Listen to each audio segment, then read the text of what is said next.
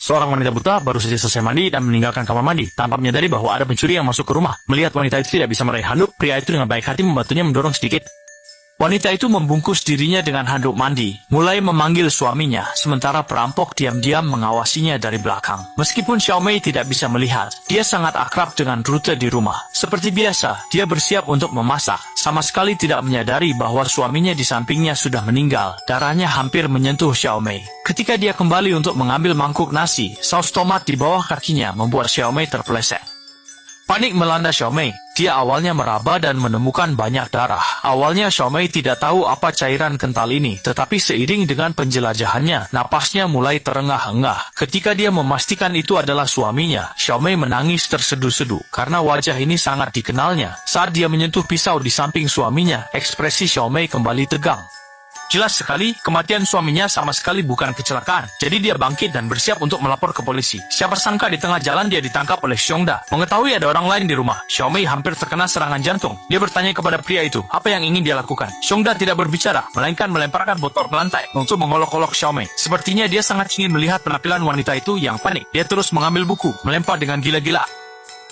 Terkejut, Xiaomei segera berlari ke arah lain, lalu menutup pintu untuk mengisolasi pria itu di luar. Saat ini pintu kamar sudah terkunci, Xiaomei juga mengunci pintu kamar lainnya satu persatu. Pria di luar akhirnya panik, karena Xiaomei sudah mendapatkan komputer dan mengaktifkan sistem kontrol suara. Buka email. Baca email. Polisiman quarterback sah.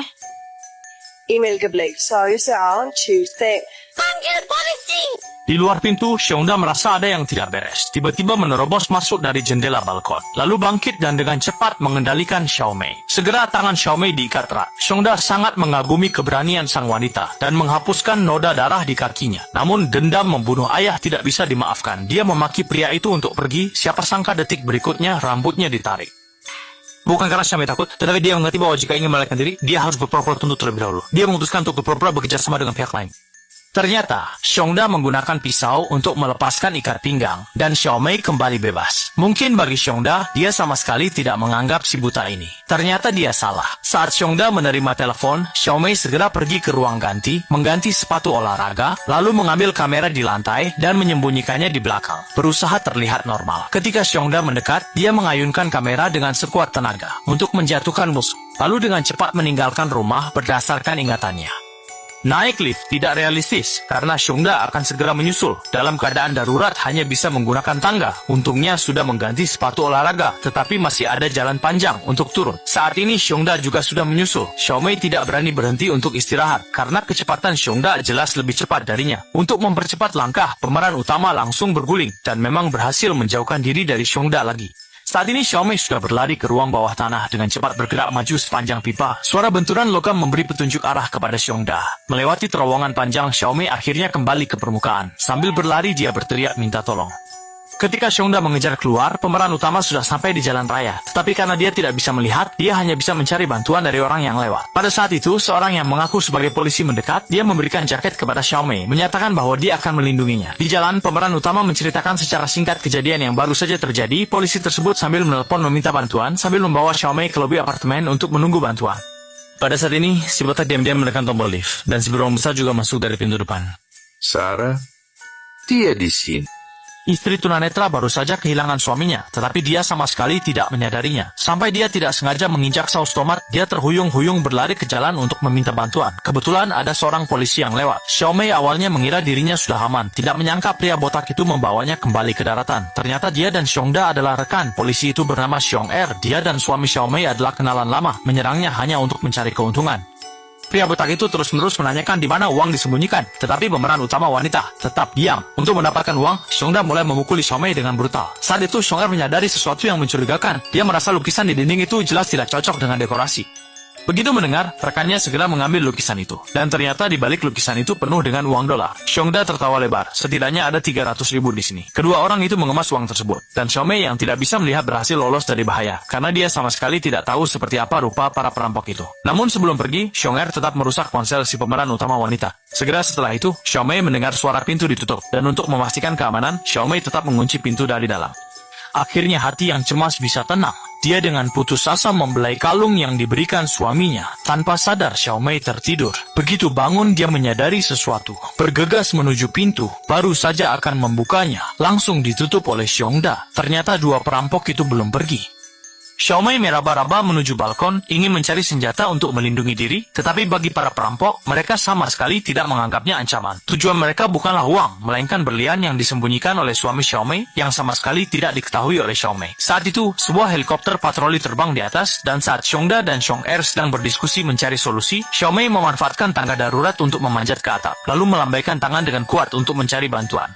Petugas di pesawat juga memperhatikan pemeran utama wanita. Mendengar suara pesawat semakin mendekat, harapan tumbuh di hati Xiao Mei. Tetapi Xiong-er tiba-tiba muncul, menodongkan pistol ke pinggangnya, lalu berpura-pura menjadi pasangan yang sedang jatuh cinta. Setelah itu, si botak melambaikan tangan terlebih dahulu. Kemudian Xiao Mei terpaksa mengangkat tangannya.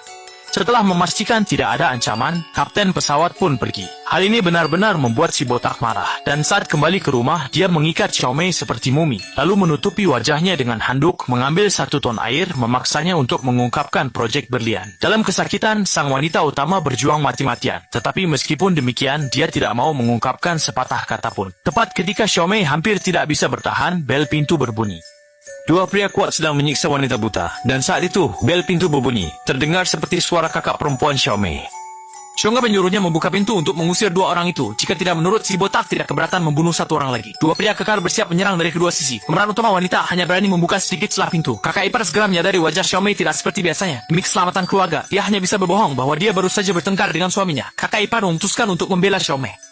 Melihat ini, si botak langsung mengangkat pistol. Xiao Mei hanya berharap mereka bisa cepat pergi. Dan saat itu, air ketuban kakaknya pecah. Jadi mereka harus pergi ke rumah sakit. Kembali ke dalam rumah, Xiong-er benar-benar kehilangan kesabaran. Dia berharap Xiao Mei tidak membuat masalah menjadi rumit. Xiao Mei juga mengatakan bahwa berlian ada di balkon. Jadi si botak segera membawa Xiao Mei ke balkon.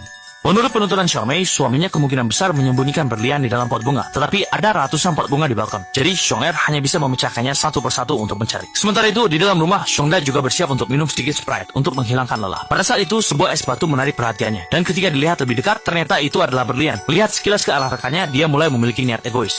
Xiongda menggunakan air untuk melarutkan es dan mendapatkan berlian, lalu menaruh sisa es di dalam air, menunggu dengan cemas es mencair. Diam-diam berdoa agar tidak ketahuan oleh Xiong-er. Segera 29 berlian semuanya mencair.